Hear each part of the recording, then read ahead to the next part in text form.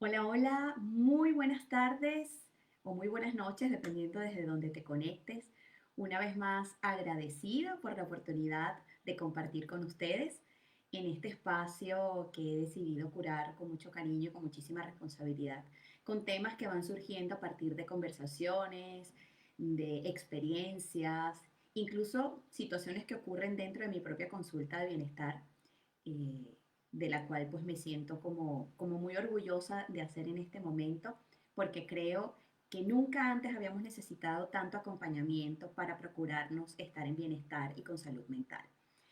Mientras se van conectando, yo me voy a permitir iniciar, como siempre lo hago, la transmisión a través de Instagram, porque esto es una transmisión simultánea. Así que para los que ya tengan preguntas o inquietudes de este tema que se llama Hackeando los estereotipos, pueden comenzar a colocarlos en, en el chat y yo con todo gusto los voy a ir leyendo, ¿sí?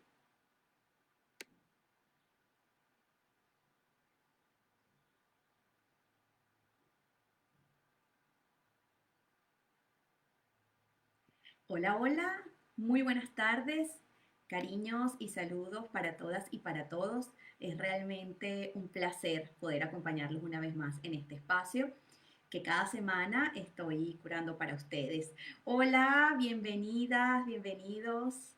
Un placer. Esta es una transmisión que se hace simultáneamente a través de mi cuenta de Instagram y a través de mi cuenta de Facebook. Por eso me van a mirar o me van a ver girando mi rostro de vez en cuando de una página a la otra para honrar la presencia de cada uno de ustedes, de los que se conectan acá. Para los que están en Instagram, les recuerdo que el tema de hoy es hackeando los estereotipos, una estrategia para mejorar la convivencia en la que nosotros hacemos nuestro día a día en este momento tan peculiar que nos ha tocado vivir. Y como les decía a las personas que se están conectando en Facebook, creo que nunca antes habíamos necesitado tanto acompañamiento para manejar un tema tan medular como es nuestra apreciación con respecto a los temas cotidianos y algo mediado a través de nuestro cerebro como son los estereotipos. Entonces, mientras se van conectando, muchísimas gracias a todas y a todos los que van pasando por acá. Les dejo saber que para quienes estén interesados en agendar su cita de Wellness Coaching, pueden escribirme un mensaje directo a esta cuenta y yo con todo gusto preparo un espacio para que conversemos y podamos acompañarnos en este proceso que con mucha gentileza, para quienes hemos sentido el llamado a hacerlo, pues lo hacemos con mucho cariño. Recordarles también que el espacio de Food Coaching se sigue haciendo todas las semanas y el espacio de Free Friday a través de la consulta de Food Coaching también está a disponibilidad de ustedes. Entonces, vamos a comenzar. Y vamos a comenzar definiendo algunos términos que creo que es importantísimo. Y antes de hablar de estereotipos, es importante que podamos definir lo que es un sesgo cognitivo, porque el sesgo cognitivo es ese atajo cerebral o ese efecto psicológico que nuestro cerebro ha desarrollado a través de nuestra propia evolución para generar caminos cortos a la hora de tomar decisiones. El cerebro es uno de los órganos más costosos en términos de energía. De hecho, utiliza prácticamente el 20% de la energía que nosotros ingerimos en la cotidianidad. Entonces, algunos especialistas han dicho, de hecho, que es el órgano más costoso. Y yo siento que vale la pena porque de hecho es, bueno, nuestro centro de operaciones y lo que nos permite accionar en nuestra cotidianidad. Pero en esa búsqueda de rutas cortas o mecanismos para ahorrarnos energía, nacen o surgen estas definiciones o estos aspectos de sesgos cognitivos, que no fueron documentados sino hasta el año 1972, pero fíjense que nacieron como una necesidad evolutiva para poder tomar decisiones de manera rápida y asertiva. Vamos a trasladarnos para que tengamos un ejemplo de por qué nacen y por qué son importantes los sesgos cognitivos. Vamos a trasladarnos hacia la época quizás de el inicio de nuestras capacidades cognitivas, es decir, en ese momento en el que se desarrolló nuestro cerebro o nuestra parte del neurocórtex donde tomamos las decisiones. En ese momento, antes de tomar una decisión, bueno, pasamos por esta etapa de analizar, mirar los pros, mirar los contras, y en ese tiempo puede ser que se nos vaya la vida. Imaginémonos presentándonos ante una amenaza donde tenemos que tomar la decisión de, por ejemplo, paralizarnos o huir, y en ese momento no tiene mucho sentido que nosotros nos pongamos a pensar, a evaluar si es una ventaja o no quedarnos allí y salir corriendo. Allí es donde van surgiendo los sesgos cognitivos. Entonces, ¿qué ocurre con el cerebro? Al ser una entidad que va aprendiendo con el tiempo y con las experiencias, va grabando ciertos aprendizajes en función de las experiencias que nosotros vamos teniendo. Y a partir de esos aprendizajes, entonces nosotros empezamos a generar juicios en torno a situaciones que se nos van presentando, en torno a estímulos que nosotros recibimos a través de nuestros sentidos. Entonces allí nacen los estereotipos, que no son más que una creencia popular en torno a características o atributos de una comunidad que nosotros vamos gestando a partir de nuestras propias experiencias o incluso a partir de las experiencias del colectivo. No podemos hablar de estereotipos si no hablamos del colectivo, y por eso hoy quise compartir una cita maravillosa de Daniel Goleman en su libro Punto Ciego, porque el punto ciego es un sesgo cognitivo. Y es un sesgo cognitivo que de alguna manera nos limita, y nos limita la capacidad incluso de aprender y de disfrutar de experiencias con otras personas o con otras comunidades. Entonces vamos ahora a definir lo que es un sesgo cognitivo. Como les dije, esos sesgos cognitivos no se definieron sino hasta el año, hasta la década de los 70. Sí, estos estudios de Daniel Kahneman comenzaron en la década de los 70, y de hecho Daniel Kahneman recibió el premio Nobel en 2002 a raíz de todos los estudios que hizo con respecto a los temas de los sesgos cognitivos. De hecho hay un estudio muy célebre, mucho más antiguo, eh, llamado Kiki y Bouda, que lo pueden buscar a través de Google. Es bien particular porque nos permite ilustrar de una manera rápida y sencilla cómo nosotros generamos los sesgos cognitivos y cómo rápidamente tomamos decisiones ante ciertos estímulos. Entonces, el sesgo cognitivo, de nuevo, es una entidad psicológica, es una necesidad que nuestro cerebro ha desarrollado. Y a partir del sesgo cognitivo nosotros empezamos a generar, de cierta manera, creencias y aprendizajes que nos permiten, de cierta forma, ir tomando decisiones con respecto a estímulos que nos van llegando. Entonces, quiero compartir un par de sesgos cognitivos que son bien, bien interesantes. No los voy a compartir todos porque es una larga lista ahí, documentados yo creo que hasta más de 20 sesgos cognitivos, y algunos eventualmente son más relevantes que otros. Pero, por ejemplo, está el sesgo cognitivo de arrastre, que es aquel en el que nosotros adoptamos creencias porque hay muchas personas que creen en eso. ¿Okay? Entonces, por ejemplo, hay muchísimos sesgos cognitivos asociados con las culturas. ¿Sí? Entonces tenemos como la tendencia a desarrollar creencias en torno a ciertas culturas específicas porque hay muchas personas que creen lo mismo. Evidentemente, esto nos limita la capacidad para crear nuestras propias decisiones e incluso crear nuestras propias experiencias con distintas personalidades, culturas, incluso religiones.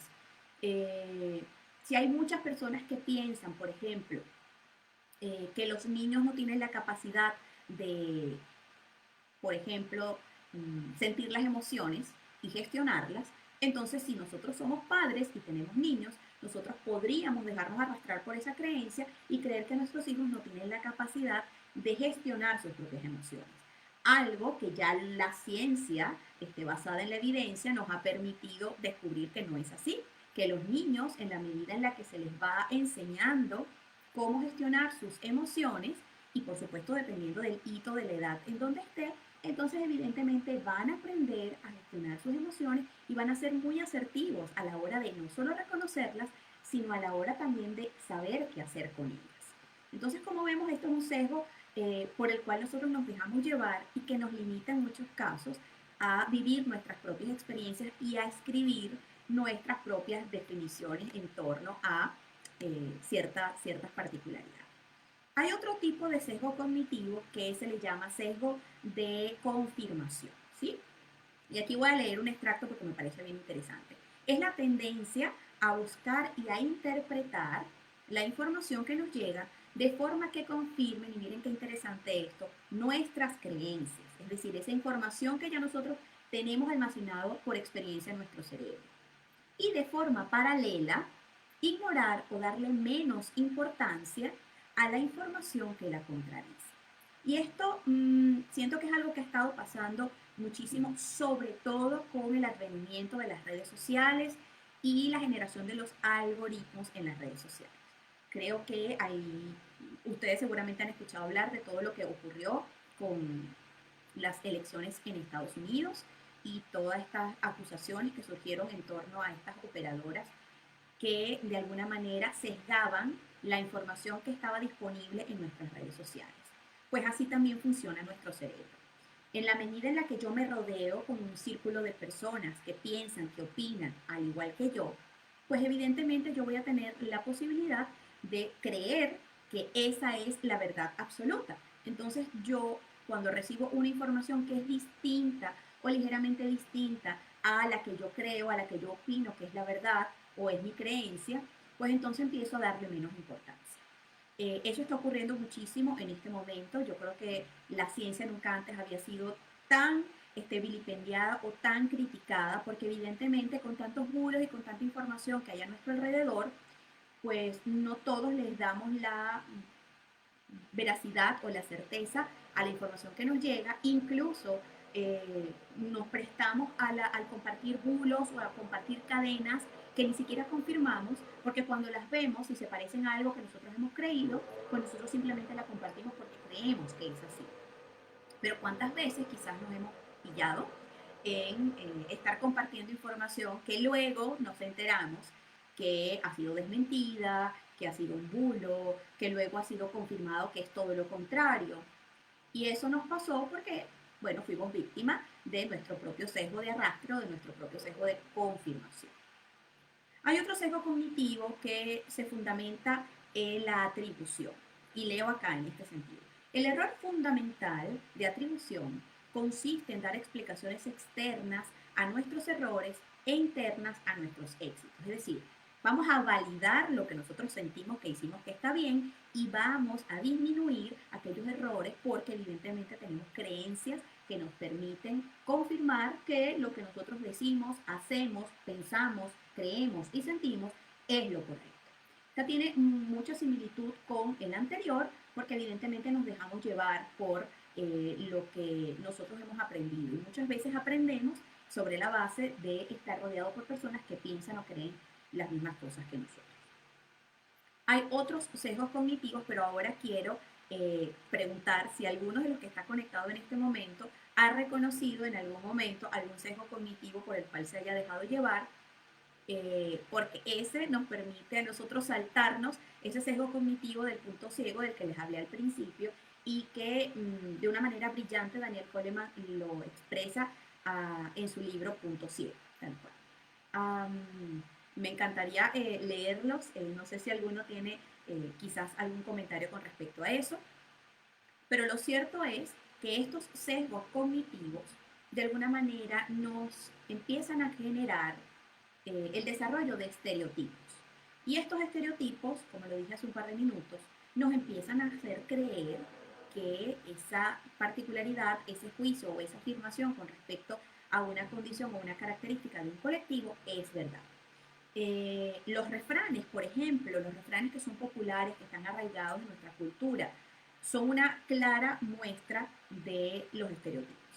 Entonces, hay refranes o incluso hay chistes asociados a religiones o a culturas que de alguna manera nos hacen confirmar o nos hacen reconfirmar una creencia que a lo mejor estaba allí.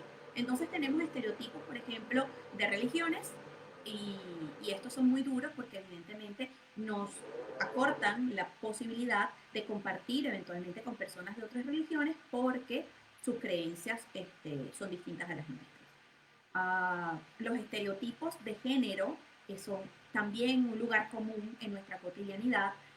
Yo como mujer y como activista de los temas feministas, puedo reconocerlos rápidamente y aún así puede ser que en algún momento yo haya sido víctima de mis propios sesgos cognitivos porque, bueno, evidentemente nos hemos criado en esta cultura donde por mucho tiempo hemos creído que las mujeres no somos capaces de ciertas cosas o que no tenemos la posibilidad o la capacidad de llegar a ciertos cargos.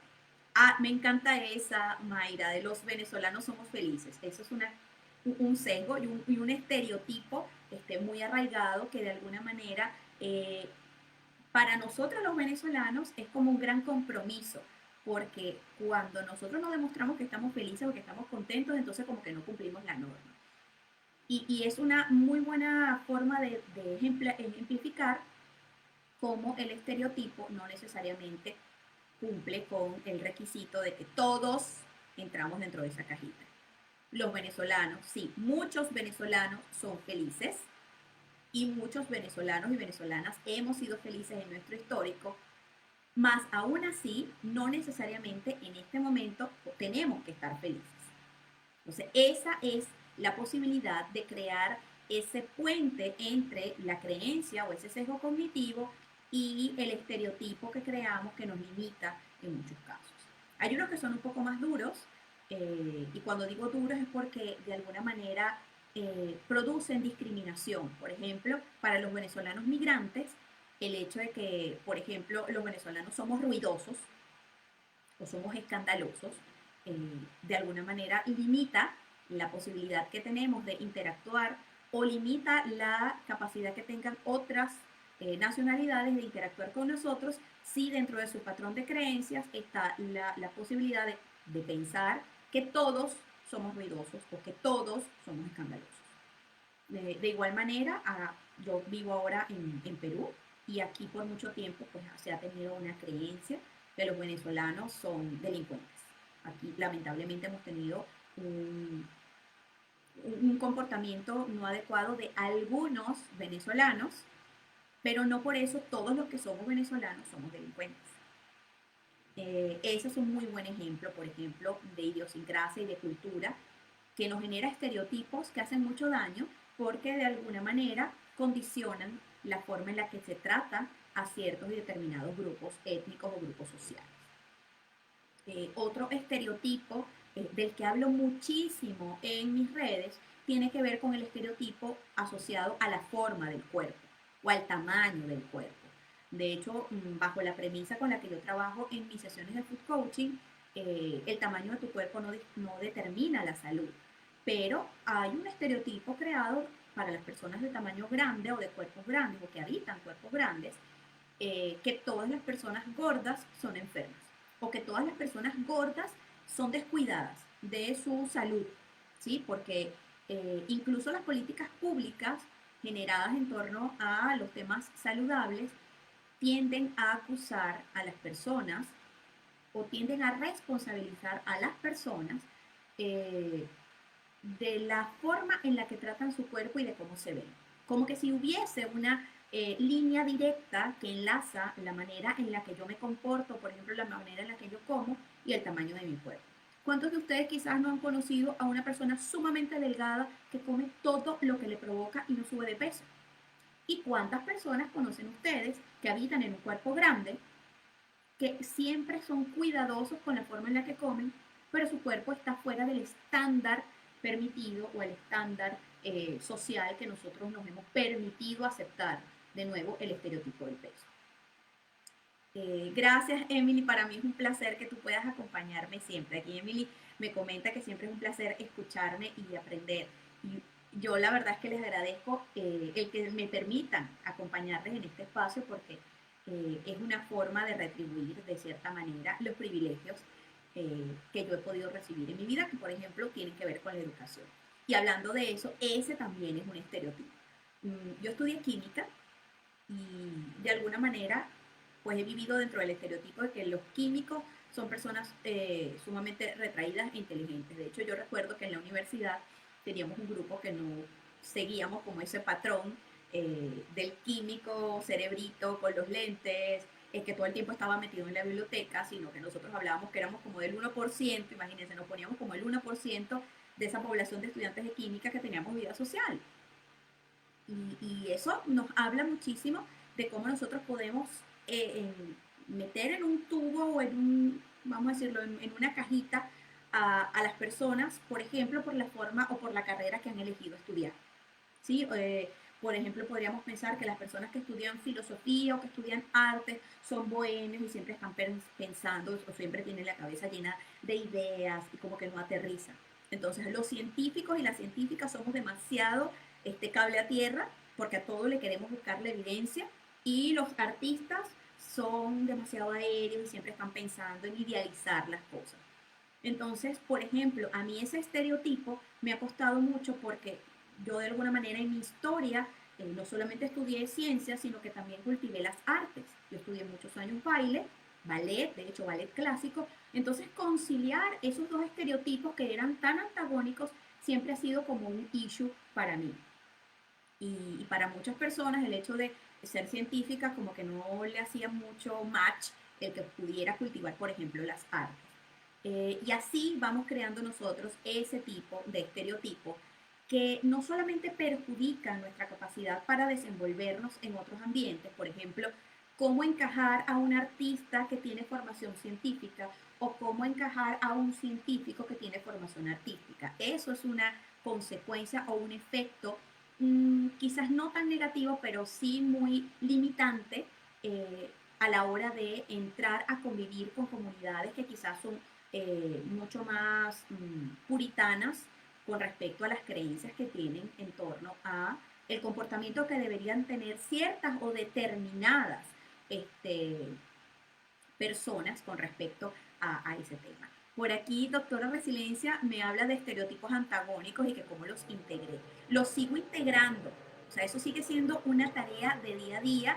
eh, y a ver, como que por experiencia lo que hago es, por ejemplo, hacer una integración de cuerpo-mente. Ahora yo trabajo como coach, o en muchos aspectos trabajo como coach, y parte del método científico lo traigo a mis experiencias, por ejemplo, con el baile. Y entonces veo cómo se somatiza, que es algo muy aterrado, muy aterrizado, perdón, las emociones, que es algo un poco más aéreo, más etéreo. Entonces, esa ha sido una manera con la que yo me he permitido canalizar estos estereotipos antagónicos, pero hay muchas maneras. Por aquí, Javier dice, hemos vivido ambos mundos y eso ha brindado una buena resiliencia. Así es, Javier, yo estoy completamente de acuerdo contigo. Las personas resilientes eh, generalmente han vivido los estragos de ser juzgados por estereotipos, pero han tenido la capacidad de sobreponerse a ellos y de encontrar, por ejemplo, puntos de acuerdo o puntos donde pueden conciliar ambas circunstancias. Y a mí me ha resultado muy útil, por ejemplo, predicar con el ejemplo, a veces muy en silencio, simplemente con actos, porque muchas veces hablarlo en un entorno donde no eres bien recibida o donde no eres bien recibido puede ser muy ruidoso, ¿no? Entonces, quizás con acciones eso toma más tiempo, me queda clarísimo que toma más tiempo, pero muchas veces nos permite abrir el espacio para ser escuchadas y ser recibidos o recibides de una manera más gentil y más amable. Por supuesto, siempre tiene que haber alguien dentro de ese grupo selecto que tenga la capacidad de saltarse el punto ciego y de permitirse escuchar algo que puede ser distinto a lo que piensa esta persona, ¿sí? Y cuando eso se abre, cuando esa posibilidad se abre, entonces nosotros tenemos la posibilidad de hablar de cómo ha sido nuestra experiencia, de desmontar quizás esa creencia colectiva que se ha generado con respecto a un sesgo cognitivo y entonces abrimos las posibilidades. Por aquí me comenta, doctora Resiliencia, relación entre la integración de estereotipos y tu felicidad. Absolutamente. Fíjate que, de nuevo, y volviendo a mi experiencia, porque es de lo que más puedo compartir, cuando yo entendí que hacer esto que hago ahora me generaba gozo y alegría, yo dije, este es el lugar. Y me ha permitido darme cuenta que todo el camino vamos a decirlo, a través del método científico y de mi aprendizaje y mi trabajo como científica, y todo el camino que me ha permitido cultivar el arte, el baile, sobre todo, que yo creo que de las artes es una de las más condicionadas, y voy a hacer un live de eso porque creo que hay que hablar de ese tema, me ha permitido llegar a un punto de encuentro donde yo ahora hago con lo que yo me siento feliz, lo que me genera gozo, y aquí introduzco, yo creo que uno de los puntos claves sobre los que yo construí este espacio de conversación que tiene que ver con cómo desmontamos algunos sesgos, porque no hay forma de vivir sin sesgos. Si tienes un cerebro, tienes sesgo, porque el cerebro creó los sesgos para ahorrarse mucha energía y muchos errores. Sí, Emily, lo voy a hacer y te voy a invitar para que conversemos, porque ahí hay muchísima tela que cortar. Eh, Efectivamente, es cómo nosotros hackeamos el estereotipo. Y entonces a mí me encanta hablar de este tema de hackear, porque cuando hablo en mis charlas de mujeres en la ciencia, que es algo de lo que me gusta también conversar, porque como mujer y científica he vivido los estragos de los estereotipos de las mujeres en la ciencia, eh, me gusta hablar de hackear porque es un término que quizás para las mujeres tiende a ser ajeno, y aquí me disculpan las programadoras y las informáticas porque yo sé que esto es un tema de la cotidianidad, pero para quienes no estamos en esa área puede ser un tema o puede ser un término novedoso. Hackear es entrar de forma abrupta a un sistema. Y por supuesto hay hackers que son buenos y hay hackers que no son tan buenos. Uh, yo viví las consecuencias del hacker que no es tan bueno porque perdí mi cuenta de cocina segura eh, a consecuencia de un hacker. Y aún así sigo profesando que el hackeo o el entrar abruptamente a un sistema es una de las alternativas para mejorar la convivencia plagada de estereotipos y plagada de sesgos cognitivos. Y ese hackeo tenemos que hacerlo inicialmente con nosotras mismas o con nosotros mismos.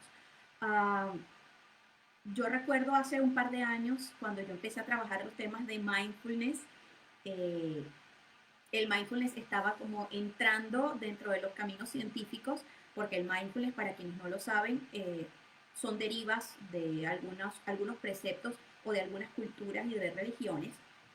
El mindfulness que hacemos en Occidente no tiene nada que ver con el cultivar la atención plena en religiones como el budismo, el shintoísmo u otras, pero sí trae a la experiencia sentida, a la experiencia en el cuerpo y en la mente, en muchas de sus prácticas. Entonces, cuando yo empecé este camino, para mí había muchos conceptos que eran como, uy, esto es muy difícil de manejar para mí porque chocaban con ideas preconcebidas que como científica había desarrollado en mi mente.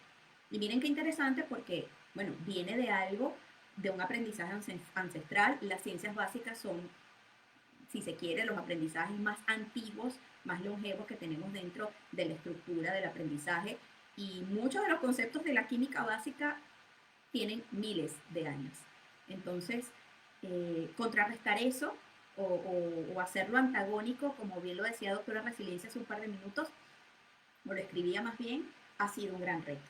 Y ha sido un gran reto porque me ha desafiado a, de alguna manera, chocar con mis creencias y ponerme, yo siempre hablo de ponerme como unos anteojos o unos lentes y mirar las cosas desde otro enfoque. De hecho, el coaching me abrió mucho esa oportunidad porque en coaching utilizamos el método OSAR, y el método OSAR lo que nos permite es trasladar el aprendizaje de segundo nivel. Y ese aprendizaje de segundo nivel lo que nos invita es a mirar las cosas desde otro lugar, no desde el lugar donde hemos estado siempre mirándolas. Entonces, es que es algo que también se hace en ciencia, pero que necesita la evidencia. Y esa quizás es el debate en el que siempre estoy como navegando. Si me preguntan cómo lo manejaba o cómo aprendí a hacerlo, sigo aprendiendo. Todos los días estoy aprendiendo con respecto a este tema. Entonces, volviendo a este tema de cómo desafiarnos o cómo hackear y entrar disruptivamente en nuestros sistemas, una de las mejores formas que yo he encontrado para hackear nuestro propio sistema de creencias y hackear nuestros estereotipos es escuchar a personas que piensan distinto a nosotros. Eso es una magnífica forma. Eso es una forma y es un método que es muy abrupto, pero de nuevo estamos hablando de hackear, estamos hablando de hacer cosas diferentes, disruptivas, incluso retadoras. Entonces, yo te invito hoy a entablar una conversación con alguien que piense distinto a ti, en algún área en la que tú sientas que tienes firmes creencias. Y aquí, por supuesto, te invito a practicar la flexibilidad porque definitivamente irnos con un tema que sea demasiado complejo puede generarnos mucho conflicto interno y puede que nos haga rechazar la herramienta o la práctica, ¿no? Entonces, busca conversar con alguien que piense distinto a ti en algún tema en particular con el que quizás hayas tenido algún tipo de dudas, o si eres atrevido o atrevida, pues lánzate a hablar de algo de lo que no hablarías. Por ejemplo, yo soy pro vacunas.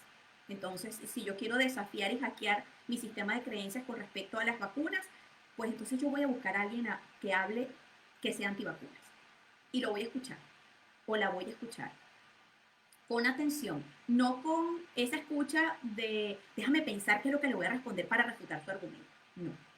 En una escucha gentil, en una escucha realmente con la disposición de darle validez a sus pensamientos y a sus creencias, aun cuando no se parezcan a las mías. Ese es un buen método. En mi caso, por ejemplo, yo descubrí un trabajo maravilloso que habla de la posverdad. De hecho, lo compartí hace un par de días en mi timeline. Hay un libro muy bonito que habla justamente de la posverdad. Y la posverdad es esa tendencia muy plagada de sesgos que de alguna forma nos invita a no solamente creer a través de las evidencias, sino creer también a través de la experiencia de las personas. Y esa experiencia no necesariamente se ha creado o se ha generado a partir de las mismas formas en las que creamos nosotros nuestras propias creencias y experiencias. Por ejemplo, algo que sucede con los estereotipos de género, mmm, que son muy criticados, muy manejados, es un tema que levanta emociones. Allí es un buen lugar para escuchar, por ejemplo, escuchar que habla una persona que no tiene el mismo género que yo, por ejemplo, escuchar a personas transgénero, de nuevo, con el genuino interés de escuchar cómo lo miran ellos o cómo miran ellos algunas conversaciones. Hace un par de días veía un documental que lo voy a compartir también por acá, que se llama Mercury 13. Está en Netflix para los que están interesados. Y es la historia de un grupo de mujeres que fueron invitadas a hacer las mismas pruebas físicas y psicológicas de los hombres durante la carrera espacial. Estamos hablando de la década de los 60, mucho antes de introducir el tema de los sesgos cognitivos. Y fue un programa que Lyndon Johnson paró en seco, no se les permitió continuar, bajo la premisa que las mujeres no estaban capacitadas para ir al espacio. Es decir, que de alguna manera la carrera espacial solamente estaba permitida para los hombres y por allí para usted de contar. Fue bien interesante porque yo vivo bajo la creencia de que hombres y mujeres tenemos las mismas capacidades. De hecho, con ciencia basada en la evidencia sabemos que nuestros cerebros son exactamente iguales. Así que no hay nada cognitivamente hablando que limite nuestra capacidad de, por ejemplo, llegar a esos espacios. Y con respecto a los cuerpos, yo creo que ahora hay muchas más evidencias que nos dejan ver que es simplemente cómo es el trabajo de nuestro cuerpo y cómo moldeamos a partir de actividad física y ejercicio, podemos llegar a tener las mismas características musculoesqueléticas de un hombre. Así que por allí no habría mayor inconveniente. Pero volviendo a este documental, fue bien interesante escuchar cómo los sesgos en aquel momento, aún sin ser documentados como sesgos en sí mismos, limitaban la capacidad de permitirle a algunas mujeres participar en la carrera espacial. Y lo interesante de esto es que el líder médico del centro Lovelashi, que era donde se hacían las pruebas, eh, encontró claras evidencias de que a las mujeres les fue muy bien en las pruebas psicológicas y físicas. De hecho, en algunos casos les fue mejor que a algunos hombres. Y eso no gustó, no gustó. Y solamente me deja ver cómo los sesgos cognitivos y los estereotipos de género limitan o han limitado por años la capacidad de que las mujeres podamos eh, tener trabajos equivalentes, trabajos equitativos y alcanzar esa tan ansiada equidad, que no es igualdad, porque algunas personas, de nuevo, critican el movimiento porque buscamos igualdad, entonces que de alguna manera queremos ser iguales a los hombres o queremos ser mejores que nada que ver, eso no tiene nada que ver con el activismo actual. Más bien lo que se busca es equidad, es decir, que tengamos las mismas oportunidades. Y yo creo que la pandemia ha dejado clarísimo cómo realmente todavía el estereotipo de género sigue cuestionando nuestras posibilidades de tener equidad en estos aspectos. Entonces, como vemos, aquí hay muchísima tela que cortar con respecto a los estereotipos.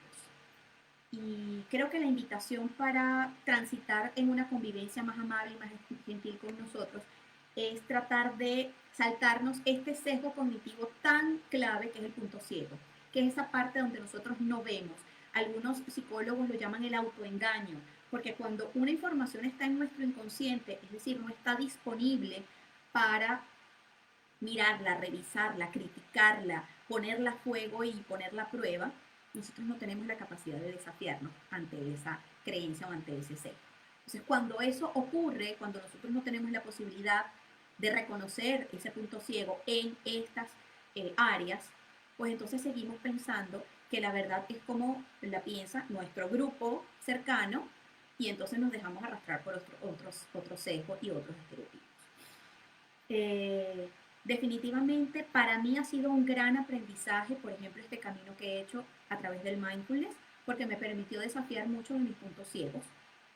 De hecho, uno de los puntos ciegos con los que me desafié hace poquísimo tiempo eran los privilegios. Y hace un par de minutos hablé de privilegios, pero el privilegio, por ejemplo, de vivir en un cuerpo delgado en este momento, eh, me daba a mí un punto ciego de no darme cuenta, por ejemplo, de cómo es habitar un cuerpo grande y de las situaciones sobre las que podía vivir una persona en un cuerpo grande. De hecho, en algún momento, por supuesto, a través de mi práctica y a través de mi acompañamiento en redes, consideré que esa era la verdad absoluta, que una persona que habitaba en un cuerpo grande era descuidada, era lazy, era floja, no se atendía, porque además esa creencia se reforzaba con las políticas públicas y lo que las pautas que generaban o generan los organismos mundiales de salud. Pero cuando fui desafiada a darme cuenta de por qué no conversas con una persona que habita en un cuerpo grande para que escuches cómo ha sido su vivencia, les puedo decir que fue una experiencia sobrecogedora, eh, que me puso muy triste porque me hizo ver que tenía punto ciego en una situación en la que yo pensé que había superado eso, pero fue muy, muy, muy reconciliadora porque ahora me ha dado la oportunidad de abrirle espacio a esas personas y valorar su experiencia, que es algo importantísimo, sobre todo en estas estructuras de estereotipos, porque cuando yo tengo una creencia, eh, cuando yo creo firmemente en ese estereotipo, no le doy oportunidad a otras personas que no viven esa experiencia que yo vivo a alzar su voz. Y cuando ese estereotipo o cuando esas creencias están ancladas en grupos más poderosos, por ejemplo, blancos versus negros, delgados versus gordos, hombres versus mujeres, eh, Oriente versus Occidente, por ejemplo, entonces nos encontramos en un espacio en el que el poder es el que dicta la pauta y entonces le quitamos espacio a las minorías, a quienes tienen menos voz, a quienes tienen menos oportunidad de contar sus historias, que cuando lo veo desde esta perspectiva un poco más abierta, quizás colocándome los lentes para de alguna manera eliminar un poco de mi sesgo allí, me doy cuenta que lo que sucedió fue que nunca le di espacio para escuchar su versión de la historia. Porque la historia tiene muchas versiones. Cada uno de ustedes conectados en este momento está viendo la historia, está viviendo lo que está ocurriendo con la pandemia de una manera diferente. Por ejemplo, si para mí la pandemia ha sido una época de tristeza, de dolor, de sufrimiento, entonces yo no le permito a una persona a la que la pandemia le ha generado algo de alegría o le ha dado algunos espacios para reconciliarse con su cuerpo, con su mente, con su familia, no le doy validez a eso. Porque de lo que más hablamos es que la pandemia ha sido una tragedia. Ojo, y no quiero decir que no sea una tragedia para muchas personas. No quiero desvalorar o desvalorizar que para algunas personas esto ha sido una situación terrible, porque todos hemos vivido situaciones complejas a lo largo de estos meses de pandemia. Pero no por eso hay personas que pueden vivir experiencias gratas o que han vivido experiencias gratas y ellos también tienen espacio en esta ecuación.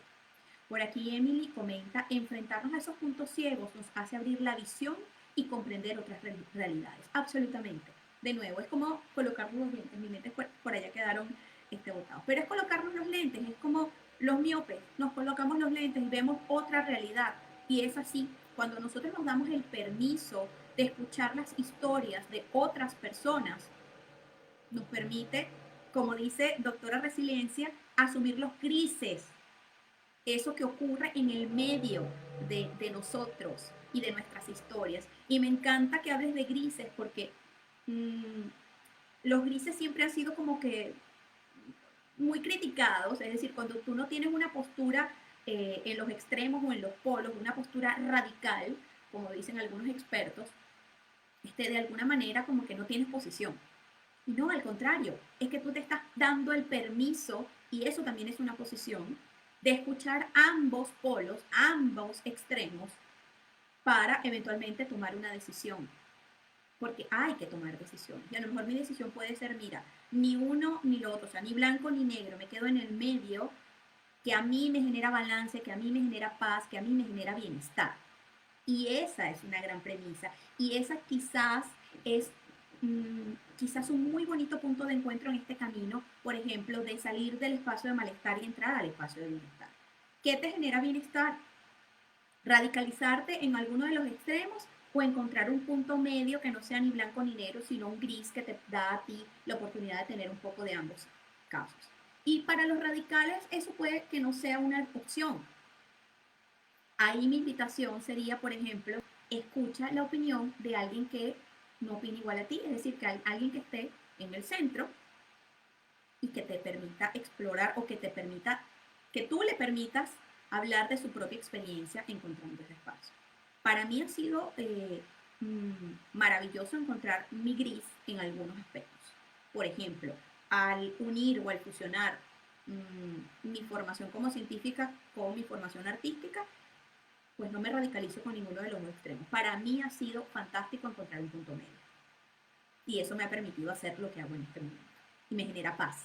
Entonces, si te genera paz, es por ahí. Y eso es importante. Puede ser que tengas punto ciego porque sientes que te genera paz estar en tu extremo. Eso está bien. De nuevo, aquí lo interesante es si en algún momento eso te ha generado conflicto, si en algún momento eso ha alejado personas que tú estimas de tu vida, a lo mejor ahí es una buena oportunidad para hackear. Y hackear implica entrar disruptivamente a tu sistema y mirar qué pasa allí. Y eso me lleva a uno de los argumentos que Daniel Goleman hace en su libro Punto Ciego, que es que muchos de estos espacios para evaluar el punto ciego o para atreverse a desafiar este sesgo viene de experiencias muy duras, de experiencias desafiantes en nuestra vida. Y efectivamente nosotros, mmm, nuestro cerebro de hecho trabaja así. Si hay un procedimiento, un mecanismo con el que él se siente cómodo, lo va a querer seguir haciendo de esa manera. Y así es el aprendizaje. De hecho, cerebralmente así es el aprendizaje. Cuando yo tengo y cuando he tenido la oportunidad de enseñar a bailar a otras personas, porque es algo a lo que me he dedicado por muchos años y lo sigo haciendo ahora de una manera un poco diferente, porque de nuevo, disruptiva, una de las cosas que me ha tocado, con las que me ha tocado convivir, es con ese sesgo de yo no sé bailar, yo tengo dos pies izquierdos, yo no tengo ritmo, a mí esto no se me da. Y esa puede que haya sido tu creencia por años. Y ahí yo les invito a desafiarse, autodesafiarse, para saltarse ese punto ciego y creerse que sí son capaces. Y lo que ocurre, yo científicamente voy a decir, en el 99.99% de los casos es que se dan cuenta de que sí pueden lograrlo. Solo necesitaban el empujoncito. Y para eso estoy yo, en ese espacio. Entonces, las experiencias que he tenido en Baila tu Soundtrack, que es otro de los servicios que ofrezco, vienen de allí, vienen de esa experiencia bonita en la que me permito escuchar ¿De dónde viene la creencia de no saber bailar, de no tener ritmo, de tener dos pies izquierdos? ¿Quién te lo dijo por primera vez? ¿Cuándo se ancló esa creencia en tu mente? ¿Y cómo ha sido tu vida alrededor de esa creencia? Porque a lo mejor fuiste ese joven o esa joven que no iba a las fiestas porque sentía que no tenía ritmo e iba a hacer el ridículo en la fiesta, porque pensaba que en la fiesta solamente se bailaba. Eso es un estereotipo. Y eso es una creencia, eso es un sesgo que nos metemos en la cabeza, con las que anclamos nuestras creencias, y mira cuánto nos limitan. Porque entonces esa persona que pudo haber ido a la fiesta, a disfrutar, a conversar, a compartir con otras personas, se eximió por años de hacerlo porque no quería hacer el ridículo, porque no sabía bailar, porque creía que no tenía la posibilidad de bailar. Y me los encuentro años después recibiendo clases de baile y se dan cuenta que todo eso era una idea, un pensamiento, una creencia, un atajo que hizo su cerebro por algo que le dijeron o por algo que vivió, una experiencia que guardó en su mente y que de alguna manera le generó un trauma. Porque el trauma es un gran generador de creencias y de sesgos cognitivos.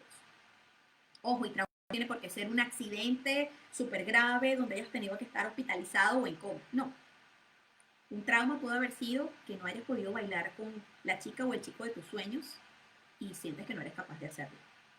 Eso ya genera un trauma. Un trauma puede haber sido una experiencia no grata con la comida, siendo muy pequeña o muy pequeño. Un trauma puede haber sido una experiencia no grata con tu cuerpo.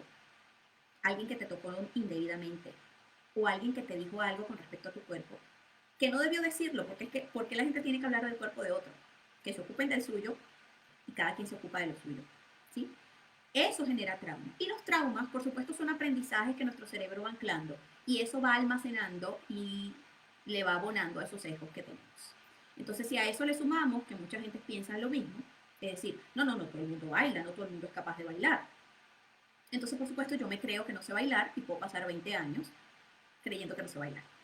Luego me doy la oportunidad de entrar a un espacio donde reconozco que mi cuerpo tiene ritmo, es innato en todos los seres humanos, y me doy cuenta que sí puedo bailar. Y me doy cuenta que lo disfruto. Y me doy cuenta que esa niña o ese niño en el pasado debió darse el permiso de bailar, así alguien lo fuese a criticar. Porque ese es otro sesgo cognitivo. Dejar de hacer cosas o hacer cosas por lo que piensan los demás. Y es terrible, porque no nos deja accionar, no nos deja ser nosotros mismos. Si yo hubiese pensado que si era científica no podía ser bailarina, o si era bailarina no podía ser científica, quizás no podría estar ahora, no sería quien soy yo ahora y quizás no sería tan feliz. No lo sé. La verdad es que yo me di el permiso y tuve unos padres nutritivos que me permitieron llegar a este espacio, que me permitieron mantener ambas disciplinas y que además me dieron la suficiente fortaleza como para afrontar las situaciones que más adelante como adulta tuve que experimentar y por las que tuve que defender mi posición de mantenerme en ambas actividades contra viento y marea, ¿sí? Entonces, fíjense lo poderoso que puede ser el darnos el permiso de hackear nuestro propio sistema. Y muchas veces esos hackeos vienen a partir de una situación muy demandante, muy aleccionadora, muy triste en algunos casos, pero que nos abre la posibilidad de hacerlo y de hacerlo diferente. Yo creo que mi fórmula, fíjense, hablando desde el término científico, mi fórmula para hackear el estereotipo es darnos el permiso genuino de escuchar lo que otros tienen que decir. Pero con una escucha genuina, con una escucha abierta a la posibilidad de darle el espacio que se merece esa otra persona o ese pensamiento, esa experiencia que esa persona ha tenido. Creo que es importante escoger bien cuál es la conversación que vamos a tener, porque obviamente tenemos sesgos más arraigados que otros. Si elegimos uno que esté muy arraigado, con el que incluso hasta pensemos que vamos a desafiar parte de los valores y parte de nuestra ética, yo te diría que no entres por allí, o al menos no todavía, hasta que entrenes el músculo de autodesafiarte y de hackear constantemente tu sistema. De nuevo, no es una tarea sencilla porque llega un punto, y esto lo digo con mi experiencia personal, en el que sientes que no sabes hacia dónde dirigirte o hacia dónde moverte cuando estás en ese proceso de escuchar al otro. Porque la persona tiene sus argumentos, tiene sus historias, tiene algo que contar, y muchas de ellas desafían el status quo que tú tienes en este momento. Entonces, es como muy fuerte el estar en ese espacio, pero toda vez que ponemos nuestras ideas en orden, que nos permitimos evaluar nuestros grises, que nos damos el permiso de, bueno, mira, voy a permitir escucharte, voy a permitirme darte el espacio que mereces en este mundo, y en este mundo de verdades y de realidades. Y aún así, yo mantengo firme algunos de mis preceptos y algunas de mis creencias, porque son los que me hacen ser la persona que soy. Pero ya dimos un paso adelante en el aspecto de permitirle hablar al otro. Y al permitirle hablar al otro desde nuestro privilegio, es permitir que minorías menos voz o que han tenido menos oportunidades puedan decir cómo se sienten. Cuando hablamos de justicia social, hay que hackear mucho nuestro propio sistema, porque lo que pudiera ser justicia para nuestro lado quizás no es justicia para el otro. Quizás algunas personas podrían creer que las mujeres hemos alcanzado muchos hitos y que deberíamos celebrarlos y que deberíamos quedarnos tranquilas con las cosas que hemos logrado. Esa puede ser, y de hecho esa es la postura de muchas personas en este momento, no es la mía. Por lo tanto, yo sigo tratando de reivindicar y de ganar algunos espacios que aún siento que no tengo. De igual manera pasa, por ejemplo, con mi trabajo antidieta, o quizás quitándole protagonismo al peso del cuerpo, porque me di cuenta que el peso no es una garantía de salud y que una persona puede estar en bienestar aún habitando en un cuerpo grande. Entonces, para mí eso fue un gran camino que me permitió cambiar. Y fíjense, miren cómo hago el contraste aquí. En algunos casos no cambio, solamente me flexibilizo para aceptar la opinión del otro, pero en algunos casos reconozco que, que es una posición válida y además la acepto y la hago mía. Entonces cambio mi creencia y comienzo a transitar en ese camino en el que ahora escucho, escucho mucho más, y escucho con la apertura de abrir ese espacio para que otros digan cómo se sienten. Mayra, el libro de Daniel Goleman, El punto ciego, yo no lo tengo disponible en PDF para compartir, pero sí está disponible como audiolibro y como que evidentemente se puede comprar, y se puede comprar vía Kindle o se puede comprar en Amazon. En cualquiera de esas versiones está disponible. Bueno, ya se nos está acabando el tiempo, parece increíble que ya tengamos casi una hora hablando de este tema. Este es un tema realmente apasionante. Yo comencé a hablar de hackear los estereotipos cuando yo misma me vi en la necesidad de hackear mis propios estereotipos. Así que mi invitación en este momento es a hackear los tuyos, a explorar un camino que sea distinto, a ponerte otros lentes, a cambiarte de posición y mirar una misma situación desde otro enfoque.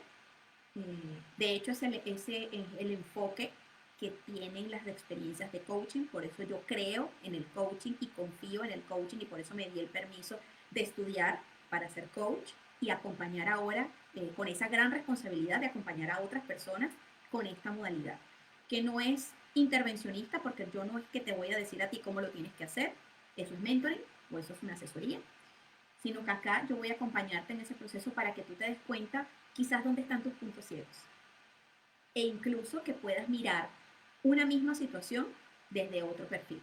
Y por ejemplo, cuando hago en food coaching ese abordaje no centrado en el peso, no basado en dietas, lo que le permito a las personas, o lo que abro el espacio a las personas, es para que miren que se puede estar en bienestar y se puede ser saludable sin necesidad de recurrir, por ejemplo, a un plan de alimentación restrictivo. Y lo que hago a través de Baila tu Soundtrack es hacer una reconexión de mente y cuerpo, de manera que podamos integrar lo que ocurre en el cuerpo y lo que muchas veces nuestro cuerpo grita porque la mente, por los sesgos y por las creencias, calla. Y ha sido una experiencia maravillosa que de nuevo les invito a todos a conocer porque creo que es una muy buena oportunidad para encontrar un camino diferente si es que hay algo en este momento que te está generando malestar. De nuevo, este camino no se recorre hasta que hacemos consciente que hay algo que nos está generando malestar. Si para ti todo está bien en este momento, bien. Pero si hay algo que te está generando un poquito de ruido, que te genera incomodidad, que incluso tu cuerpo está somatizando y que no sabes por qué, ahí tienes una magnífica para hackear tus estereotipos y explorar cómo la convivencia, tu convivencia con otras culturas, con otras personas, con nuevas realidades eh, y procurando siempre un espacio que sea bienestaroso para ti. Así que muchísimas gracias a las personas que se conectaron. De nuevo, siempre abierta la posibilidad que me escriban un mensaje directo para que coordinemos si quieren conversar más de este tema. Estos espacios también los hacemos o los hago para el espacio corporativo, donde yo creo que hay muchísimo trabajo que hacer. Así que si ustedes tienen interés de compartir esto en su comunidad, en su oficina o con sus compañeros de trabajo, escríbanme por mensaje directo y yo con todo gusto preparo una actividad para ustedes. Así que muchísimas gracias, que tengan un bendecido día, una bendecida semana, feliz noche para los que se conectan y ya es tardecito y que tengan un descanso reparador para todas y para todos. Muchísimas gracias. Gracias a todas las personas que se conectaron por acá por Facebook. Recordarles que este video queda disponible por si te conectaste tarde o lo quieres volver a ver. Así que mi invitación es a conectarte en el momento en el que lo consideres necesario y hackear tus estereotipos.